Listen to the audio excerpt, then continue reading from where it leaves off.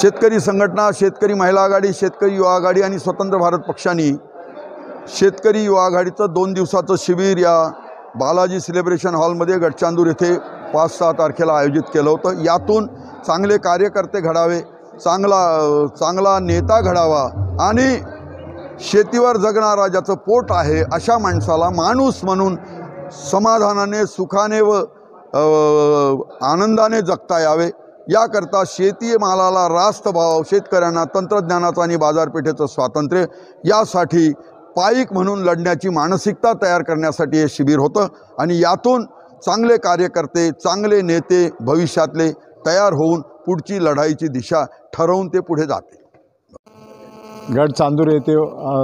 झालेलं शेतकरी संघटनेचं शिबिर अत्यंत सुंदर पद्धतीने हे झालं। यामध्ये शेतीवरचं तंत्रज्ञान, नवी बाजार व्यवस्था आणि समाजवाद आणि खुली व्यवस्था यामध्ये होत असलेला बदल आणि जगामध्ये जे काही बदल चालू आहेत याबद्दलचं सविस्तर मार्गदर्शन करण्यात आलं।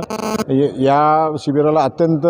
चांगला प्रतिसाद युवकांचा होता, कारण जगामध्येच एक वातावरण चालू आहे की लिबरलायझेशन आणि समाजवाद यामध्ये जो काही गोंधळ चालू आहे हा गोंधळ काढून टाकण्याचा प्रयत्न या नवीन शिबिराच्या मनामध्ये जो गोंधळ होता तो काढून टाकण्याचा प्रयत्न या शिबिराच्या मार्फत झालेला आहे।